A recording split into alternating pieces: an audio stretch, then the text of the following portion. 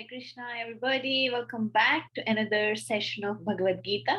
We are in chapter 2, and today we will be covering text number 55 of chapter 2. The chapter 2 of Bhagavad Gita is the summary of rest of the Bhagavad Gita.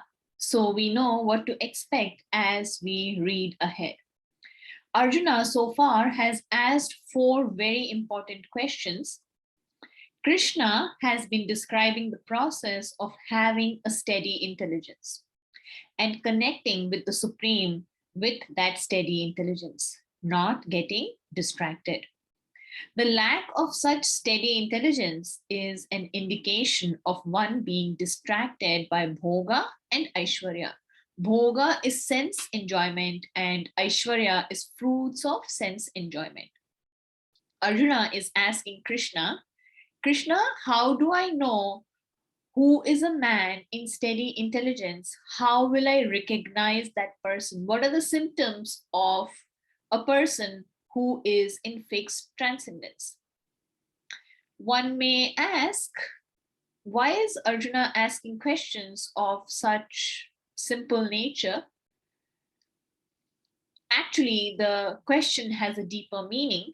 The meaning is, how does a person in transcendental consciousness reveal himself to be of a steady intelligence?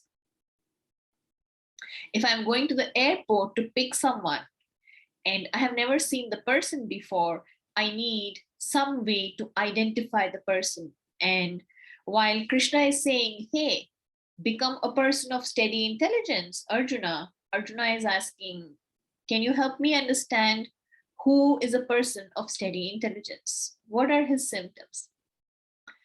State of pure transcendental consciousness. Krishna is saying, get to the state of pure transcendental consciousness. That's what is steady intelligence. So Krishna is describing to Arjuna that steady intelligence is when the stage of mental concoction has stopped. What is state of mental concoction? Every conditioned soul is trying to be happy in this world, and we are trying to devise different plans of what will make one happy. And we strive very hard to execute those plans. It is like a child trying to devise his own plans to be happy. Without consultation of a parent, the child is going to be in trouble because the child doesn't know any better. Similarly, one has the privilege to devise one's own plan, but it is recommended that one does so in consultation with Bhagavad Gita's teachings, in consultation with those who are practitioners of Bhagavad Gita. In that way, one can move towards steady intelligence. The only way to have pure and fixed consciousness is to engage himself in Krishna consciousness without hesitation. Devotional service will instantly help one to come to this state of steady intelligence. Now we see people have good qualities, and person in steady intelligence has good qualities and he uses those qualities to serve Krishna. We also see people who are not in fixed intelligence have good qualities, and they exhibit those qualities for personal satisfaction and economic development. And if the circumstances change, the quality disappears.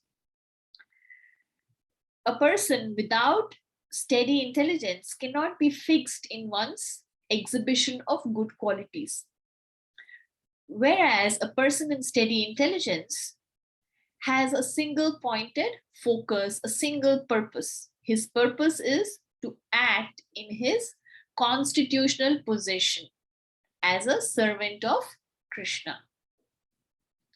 When there is no mental concoction, the mental state is, I want to do whatever Krishna is asking me to do.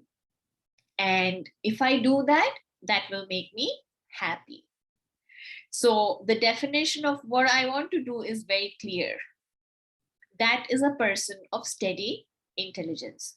His mind is not agitated for making different plans of how to become happy. He is very fixed that Krishna is my father and my father knows how I can be happy. I just listen to my father, follow what my father wants me to do, and there I go. I have the formula for success.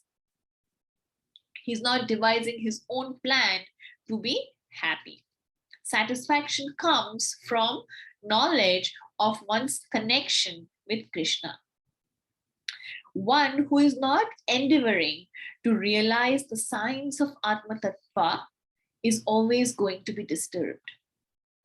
They are not satisfied in the self and they are trying to find satisfaction in comparison with others. So, being fixed in one's constitutional nature of being a servant of Krishna is what will give one happiness, and that is the symptom of a person in steady intelligence. Thank you all for watching. Hare Krishna.